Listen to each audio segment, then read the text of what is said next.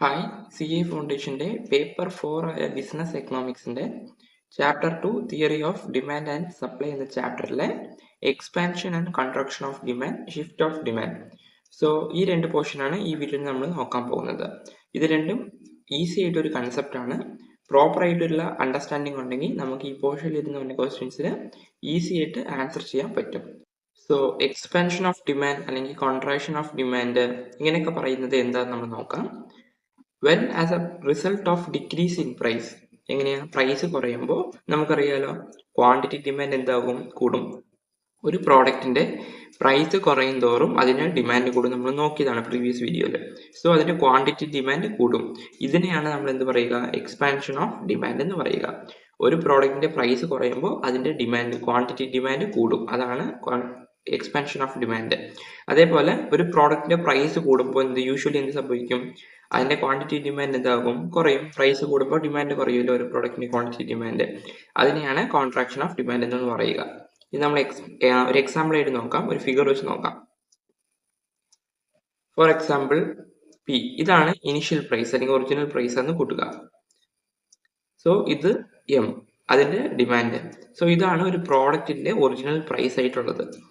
For example ഈ price കുറഞ്ഞു. നമ്മൾ ഫസ്റ്റ് സിറ്റുവേഷൻ എന്താ നോക്കാം. ഫസ്റ്റ് സിറ്റുവേഷനിൽ ഇവർ പറഞ്ഞത് എന്താ, result of decrease in price. Price കുറഞ്ഞു. പ്രൈസ് കുറയുമ്പോൾ എന്താകും, ക്വാണ്ടിറ്റി ഡിമാൻഡ് എന്താകും, കൂടി. ഇവിടെ ഇരുന്ന് ഇങ്ങോട്ടേക്ക് കൂടിയില്ലേ, അതാണ് പറഞ്ഞേക്കുന്നത്. പ്രൈസ് കുറയും തോറും ക്വാണ്ടിറ്റി ഡിമാൻഡ് കൂടും. സോ ഇതിനെയാണ് എന്ത്, എക്സ്പാൻഷൻ ഓഫ് ഡിമാൻഡ്. അതേപോലെ പ്രൈസ് കുറഞ്ഞു, പ്രൈസ് കൂടി, ക്വാണ്ടിറ്റി ഡിമാൻഡ് എന്തായി, ക്വാണ്ടിറ്റി ഡിമാൻഡ് കുറഞ്ഞു. ഇതാണ് contraction of demand. So clear ആയില്ലേ? ഇതാണ് ഇവിടെ പറഞ്ഞേക്കുന്നത്. Increase in price, quantity demand decreases. അതാണ് കോൺട്രാക്ഷൻ ഓഫ് ഡിമാൻഡ്. പ്രൈസ് കൂടുമ്പോൾ ക്വാണ്ടിറ്റി ഡിമാൻഡ് കുറയും. അതിനെയാണ് കോൺട്രാക്ഷൻ ഓഫ് ഡിമാൻഡ് എന്ന് പറയുന്നത്. സോ ഇങ്ങനെ ഒരു ഡിമാൻഡ് കർവ് ഉണ്ട്, അല്ലെങ്കിൽ ഡിമാൻഡ് കർവ് ഉണ്ട്. ആ ഡിമാൻഡ് കർവില് ഒറിജിനൽ പ്രൈസിലിരുന്ന് പ്രൈസ് കുറയുവാണെങ്കിൽ ക്വാണ്ടിറ്റി ഡിമാൻഡ് കൂടും. അതിന് എക്സ്പാൻഷൻ എന്നും, ഒരു പ്രോഡക്റ്റ് അല്ലെങ്കിൽ ഒരു പ്രൈസിൽ നിന്ന് ആ പ്രൈസ് കൂടുമ്പോൾ ക്വാണ്ടിറ്റി ഡിമാൻഡ് കുറയും. പ്രൈസ് കൂടുമ്പോൾ ക്വാണ്ടിറ്റി ഡിമാൻഡ് കുറയും. അതിനെ കോൺട്രാക്ഷൻ ഓഫ് ഡിമാൻഡ് എന്ന് പറയും. സോ അത് തന്നെയാണ് ഇവിടെ പറഞ്ഞേക്കുന്നത്. അതേപോലെ ഇതിന് വേറൊരു രീതിയിൽ പറയാം, a fall in quantity demand. Fall in quantity demand എന്ന് വെച്ചാൽ എന്താ, പ്രൈസ് ഇവിടെ കുറഞ്ഞു. ഈ ഫിഗറിൽ നോക്കാം, പ്രൈസ് ഇതാകുന്നു, പ്രൈസ് ഒറിജിനൽ പ്രൈസ്, അതിന്റെ demand. Fall in quantity demand എന്ന് വെച്ചാൽ എന്താ, എമ്മിൽ നിന്ന് എല്ലിലേക്ക് പോയി, ഡിമാൻഡ് കുറഞ്ഞു. Fall in quantity demand, contraction of demand. Contraction of demand അല്ലേ ഇത് കോൺട്രാക്ഷൻ ഓഫ് ഡിമാൻഡ്, അതാണ് ഇവിടെ പറഞ്ഞേക്കുന്നത്. അതുപോലെ അപ്വേർഡ് മൂവ്മെന്റ്. അപ്വേർഡ് മൂവ്മെന്റ് എന്ന് പറഞ്ഞിട്ടുണ്ടല്ലോ, അതെങ്ങനെയാ അപ്വേർഡ് മൂവ്മെന്റ് എന്ന് വെച്ചാൽ എന്താ, ഇവിടെ നോക്കാം. ഇതാണ് ഒറിജിനൽ പ്രൈസ്, ഇതിലിരുന്ന് അപ്വേർഡ് മൂവ്മെന്റ്, അതാണ് ഇവിടെ പറഞ്ഞിരിക്കുന്നത്. ഇവിടെ ഡിമാൻഡ് കർവ് ചേഞ്ച് ചെയ്യുന്നുണ്ടോ, ഡിമാൻഡ് കർവ് ചേഞ്ച് ചെയ്യുന്നില്ല. പക്ഷെ ആ പ്രൈസ് ചേഞ്ച് ചെയ്യുന്നത് കൊണ്ട് തന്നെ ആ ഒരേ കർവിൽ തന്നെ movement along the demand curve ആണ്, അതാണ് ഇവിടെ പറയുന്നത്. സോ അത് അപ്വേർഡ് മൂവ്മെന്റ് എന്ന് പറഞ്ഞിട്ടുണ്ട്.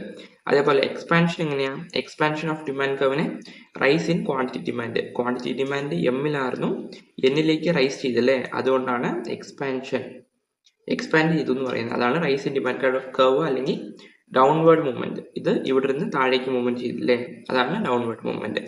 സോ ക്ലിയർ ആയി എന്ന് വിചാരിക്കുന്നു. ഇത് ഭയങ്കര ഒരു ഈസി ആയിട്ടൊരു കൺസെപ്റ്റ് ആണ്. ഇതിൽ ഓർത്ത് വെക്കേണ്ട ഒരു കൺസെപ്റ്റ്, പ്രൈസ് മാത്രമേ ഇവിടെ ചേഞ്ച് ചെയ്യുന്നുള്ളൂ, അതർ തിങ്സ് എങ്ങനെയാ, കോൺസ്റ്റന്റ് ആണ്.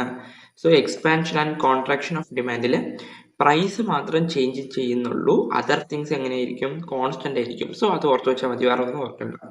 ഓക്കെ അല്ലേ, ക്ലിയർ അല്ലേ? സോ നമ്മൾ അടുത്ത ക്വസ്റ്റ്യനിലേക്ക് പോകാം.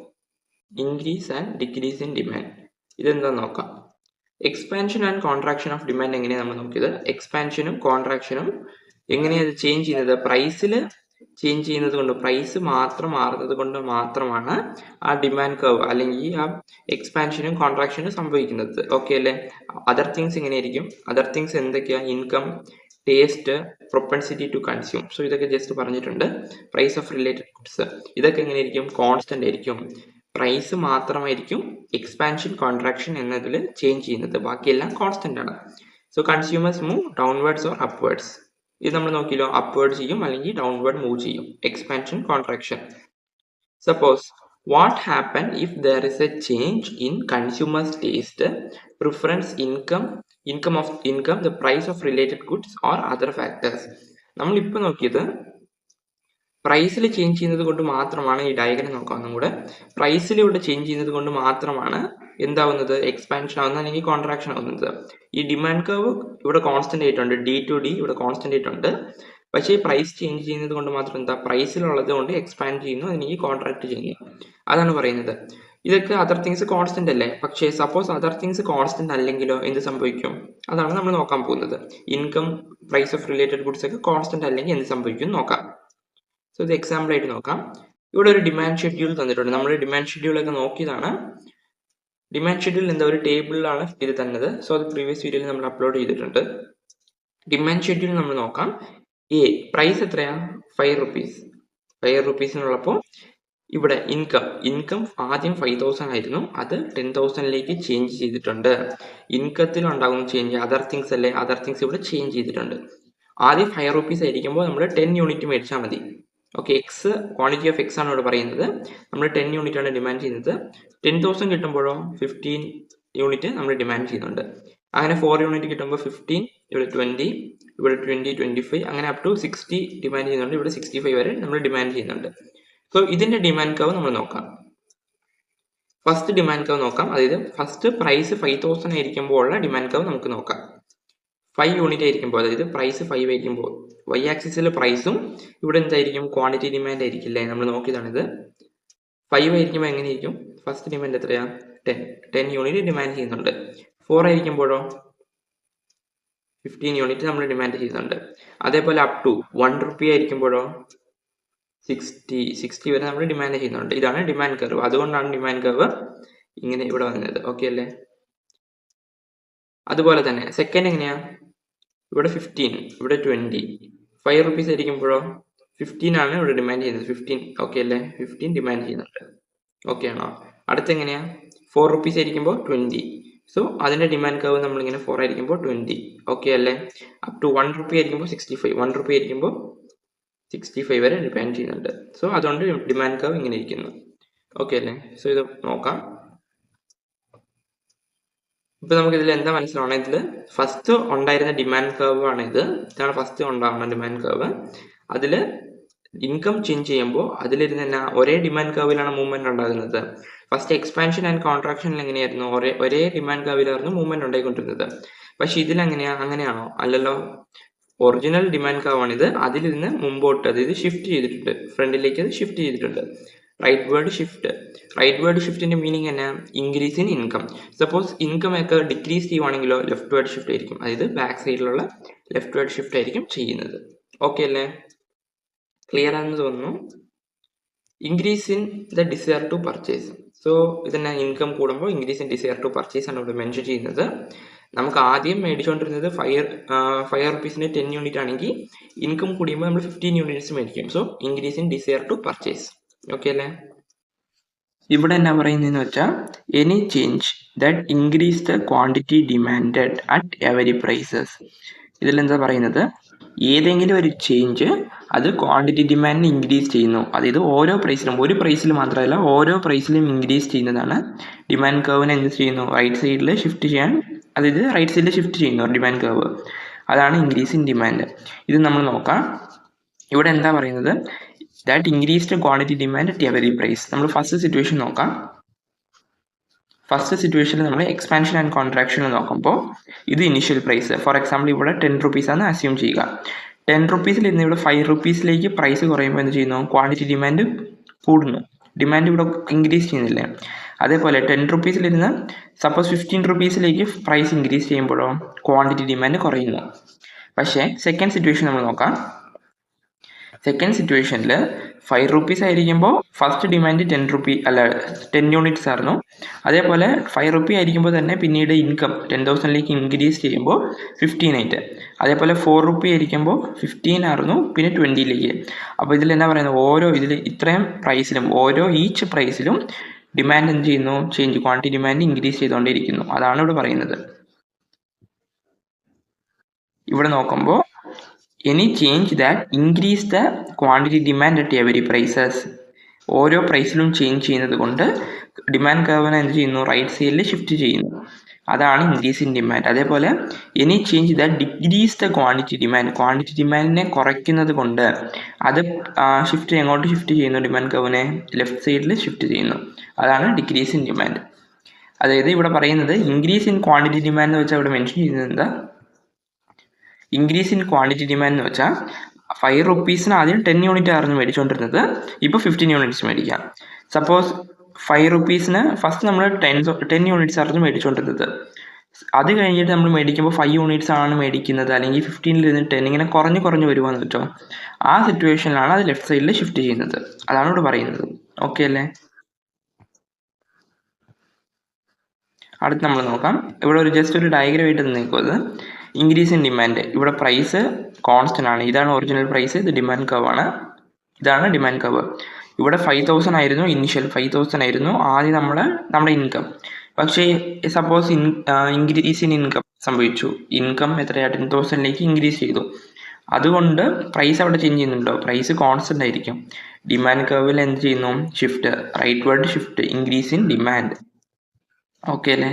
അതേപോലെ നമുക്ക് എന്തെങ്കിലും ഇൻകം ആയിക്കോട്ടെ, അല്ലെങ്കിൽ വേറെ അതർ ഫാക്ടേഴ്സ് ആയിക്കോട്ടെ, ഇത് ഒറിജിനൽ ഡിമാൻഡ് കർവ് ഇതാണ്. ഒറിജിനൽ ഡിമാൻഡ് കർവ് ഇതാണ്. അതിൽ നിന്ന് എന്തെങ്കിലും ഒരു ഫാക്ടർ അഫക്റ്റ് ചെയ്തു, അല്ലെങ്കിൽ നമുക്ക് ഡിമാൻഡ് കുറച്ചെങ്കിലും മേടിക്കുവാണ്. ആ സിറ്റുവേഷൻ വരുമ്പോൾ എങ്ങനെയിരിക്കും, ഡിമാൻഡ് കുറയും. അതാണ് ലെഫ്റ്റ് വേർഡ് ഷിഫ്റ്റ്. ഇവിടെ പ്രൈസ് എന്തെങ്കിലും ചേഞ്ച് ചെയ്യുന്നുണ്ടോ? പ്രൈസ് ചേഞ്ച് ചെയ്യുന്നില്ല, ഡിമാൻഡാണ് ചേഞ്ച് ചെയ്യുന്നത്. അതാണ് ഡിക്രീസ് ഇൻ ഡിമാൻഡ്. ഓക്കെ അല്ലേ? മനസ്സിലായെന്ന് വിചാരിക്കുന്നു. ഇതിനെയാണ് റൈറ്റ് വേർഡ് ഷിഫ്റ്റും ലെഫ്റ്റ് വേർഡ് ഷിഫ്റ്റും പറയുന്നത്.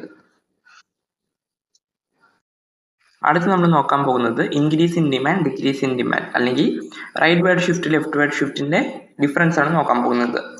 ഈ ഷിഫ്റ്റ് എന്ന് വെക്കുമ്പോൾ പ്രൈസ് കോൺസ്റ്റന്റ് ആയിരിക്കും. ഇവിടെ നമ്മൾ നോക്കിയതാണ്, പ്രൈസ് ഇവിടെ കോൺസ്റ്റന്റ് ആണ്. അതർ ഡിറ്റർമിനൻസ് അല്ലെങ്കിൽ അതർ ഫാക്ടേഴ്സ് ആണ് ചേഞ്ച് ചെയ്യുന്നത്, അല്ലെങ്കിൽ ഇൻകം, ടേസ്റ്റ്, പ്രിഫറൻസ് ആണ് ചേഞ്ച് ചെയ്യുന്നത്. ഓക്കെ അല്ലേ? Change in the determinants other than price, അത് അതർ ദാൻ പ്രൈസ് ചേഞ്ച് ചെയ്യുമ്പോൾ, അതർ ഫാക്ടേഴ്സ് ചേഞ്ച് ചെയ്യുമ്പോൾ അത് ഇൻക്രീസ് ഇൻ ഡിമാൻഡിന് കാരണമാകും, ഡിക്രീസ് ഇൻ ഡിമാൻഡിന് കാരണമാകും. അതാണ് പറയുന്നത് റൈറ്റ് വേർഡ് ഷിഫ്റ്റ്. അതാണ് ഇവിടെ പറയുന്നത്. റൈസ് ഇൻ ഇൻകം ഇൻക്രീസ് ചെയ്യുമ്പോൾ റൈറ്റ് വേർഡ് ഷിഫ്റ്റ്, ഇൻകം കുറയുമ്പോൾ ലെഫ്റ്റ് വേർഡ് ഷിഫ്റ്റ്. അത് ഇൻഫീരിയർ ഗുഡ്സിന്റെ കേസാണ് പറയുന്നത്. Inferior goods second hand goods ആണ്. സെക്കൻഡ് ഹാൻഡ് ഗുഡ്സ്, കാറൊക്കെ സെക്കൻഡ് ഹാൻഡ് കാർ മേടിക്കുമ്പോൾ ഇൻകം കൂടുമ്പോഴോ നമ്മളത് വേണ്ടെന്ന് വെക്കില്ലേ, അങ്ങനത്തെ കേസ് പറയുന്നുണ്ട്.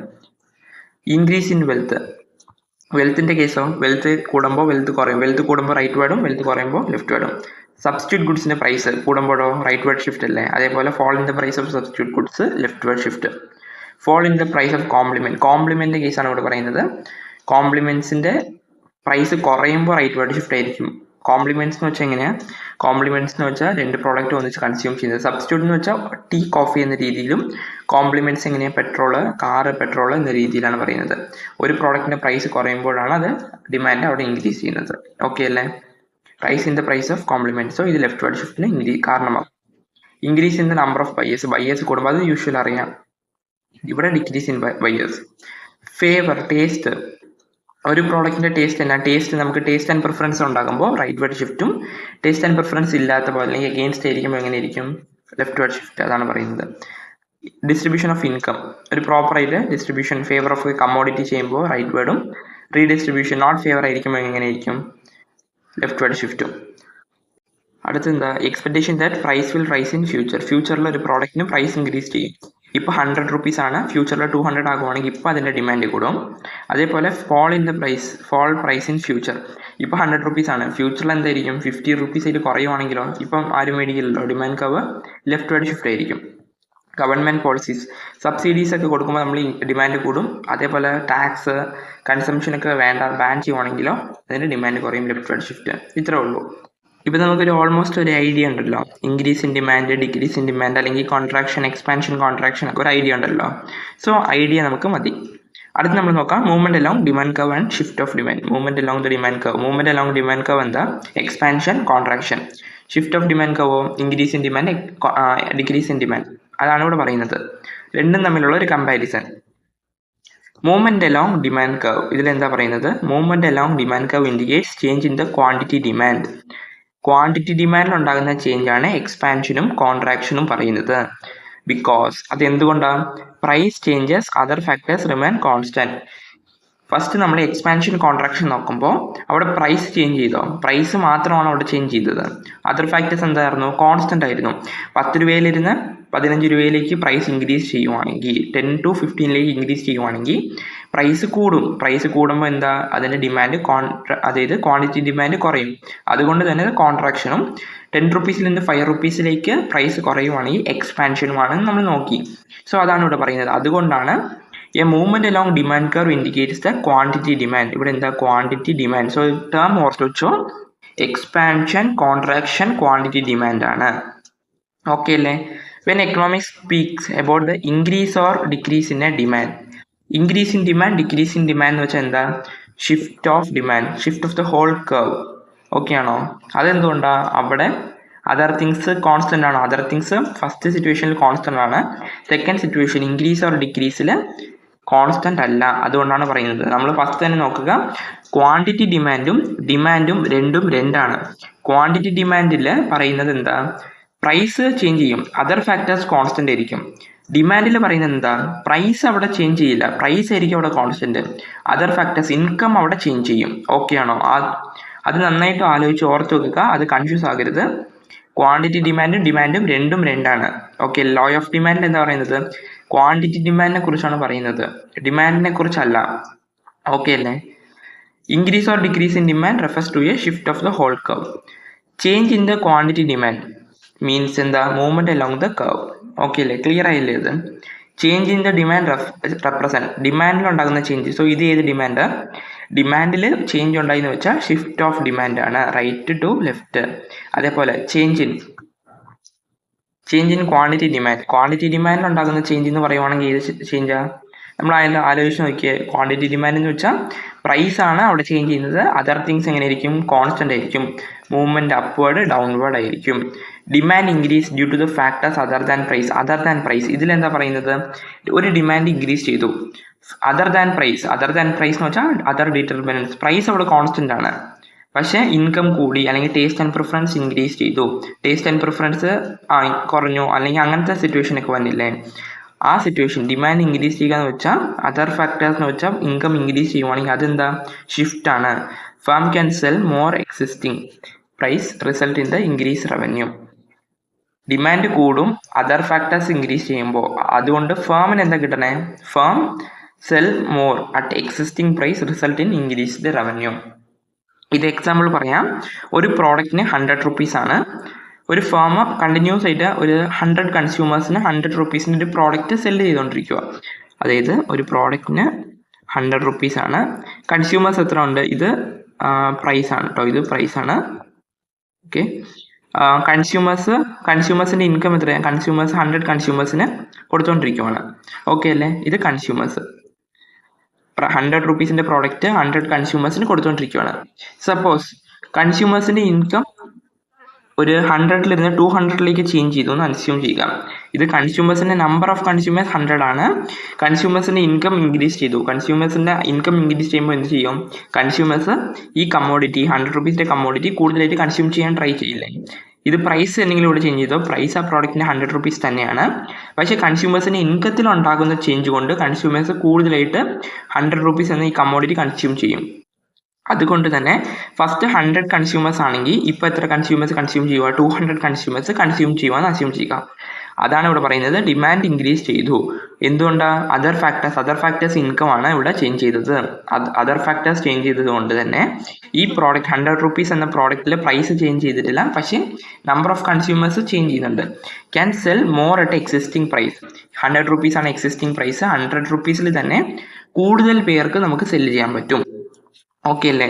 ഡിമാൻഡ് കർവ് എന്ത് ചെയ്യും? റൈറ്റ് വേർഡിൽ ഷിഫ്റ്റ് ചെയ്യും. ഇതാണ് ഇവിടെ പറയുന്നത്. ക്ലിയർ അല്ലേ? ക്ലിയർ ആണെന്ന് വിചാരിക്കുന്നു. വേറെ എക്സാമ്പിളായിട്ട് നമ്മൾ പറയുവാണെങ്കിൽ സിമ്പിളായിട്ട് ഒരു എക്സാമ്പിൾ പറയാം. ഒരു പെന്നുണ്ട്. പെന്ന് ഒരു 1000 യൂണിറ്റ്സ് ആണ് പെന്ന് പ്രൊഡ്യൂസ് ചെയ്യുന്നത്.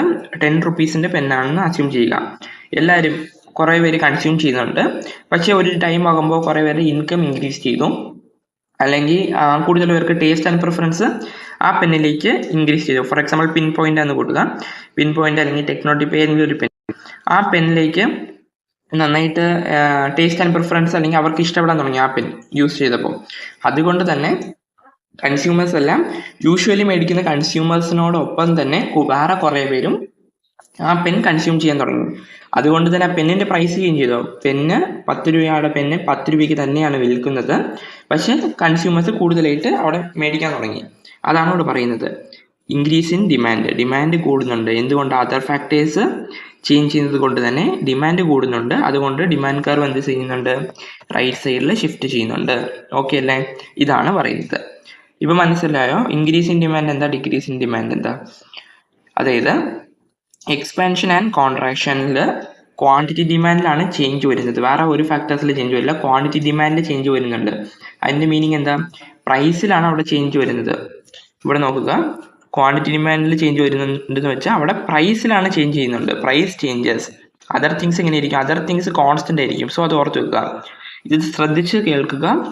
എക്സ്പാൻഷൻ കോൺട്രാക്ഷനിൽ ക്വാണ്ടിറ്റി ഡിമാൻഡാണ് ചേഞ്ച് ചെയ്യുന്നത്, പ്രൈസിലാണ് ചേഞ്ച് വരുന്നത്. അതർ തിങ്സ് കോൺസ്റ്റന്റ് ആണ്. ഇൻക്രീസ് ആൻഡ് ഡിക്രീസ് ഇൻ ഡിമാൻഡിൽ എങ്ങനെയാണ്? അതർ തിങ്സ് കോൺസ്റ്റന്റ് ആണ്, അതർ തിങ്സ് ചേഞ്ച് ആണ്, പ്രൈസ് ആണ് അവിടെ കോൺസ്റ്റന്റ്. അതുകൊണ്ട് തന്നെ ഇൻക്രീസ് ഇൻ ഡിമാൻഡ് ആണ്, ക്വാണ്ടിറ്റി ഡിമാൻഡ് അല്ല. ഇത് ഓർത്ത് വെക്കുക. ഇപ്പൊ നമ്മൾ ലോ ഓഫ് ഡിമാൻഡ് ഡെഫിനേഷൻ നമ്മൾ വായിച്ചു നോക്കുമ്പോൾ നമുക്ക് മനസ്സിലാക്കാം. ലോ ഓഫ് ഡിമാൻഡ് നമ്മൾ എന്താ പറഞ്ഞത്? ലോ ഓഫ് ഡിമാൻഡിൽ പ്രൈസ് ചേഞ്ച് ചെയ്യുമ്പോൾ അതിന് കറസ്പോണ്ടിങ് ക്വാണ്ടിറ്റി ഡിമാൻഡാണ് ചെയ്യുന്നത്, ഡിമാൻഡ് അല്ല. Price of a product increase ചെയ്യുമ്പോൾ അതിൻ്റെ ക്വാണ്ടിറ്റി ഡിമാൻഡാണ് ഡിക്രീസ് ചെയ്യുന്നത്. സോ അതുപോലെ വൈസ് വേഴ്സ. സോ അതാണ് ഈ കൺസെപ്റ്റിൽ പറയുന്നത്. സോ ഈ കൺസെപ്റ്റ് നമുക്കിത് ക്ലിയർ ആണെങ്കിൽ ക്വസ്റ്റ്യൻസ് ഈ പോർഷനിൽ നിന്ന് വരുമ്പോൾ നമുക്ക് ഷുവറായിട്ട് നന്നായിട്ട് തന്നെ അറ്റൻഡ് ചെയ്യാൻ പറ്റും. ഓക്കെ അല്ലേ? മനസ്സിലായെന്ന് വിചാരിക്കുന്നു. അടുത്ത നമുക്ക് എലാസ്റ്റിസിറ്റി ഓഫ് ഡിമാൻഡ് ആണ് അടുത്ത പോർഷനായിട്ട് പറയുന്നത്. അടുത്ത പോർഷൻ ഞാൻ അടുത്ത വീഡിയോയിൽ അപ്ലോഡ് ചെയ്യാം. ഓക്കെ അല്ലേ? സപ്പോസ് എന്തെങ്കിലും ചേഞ്ച് ചെയ്യണമെന്ന് പറയുവാണെങ്കിൽ ചേഞ്ച് ചെയ്യാം. വീഡിയോ ഇഷ്ടപ്പെട്ടു എന്ന് വിചാരിക്കുന്നു. മറക്കാതെ സബ്സ്ക്രൈബ് ചെയ്ത് സപ്പോർട്ട് ചെയ്യുക.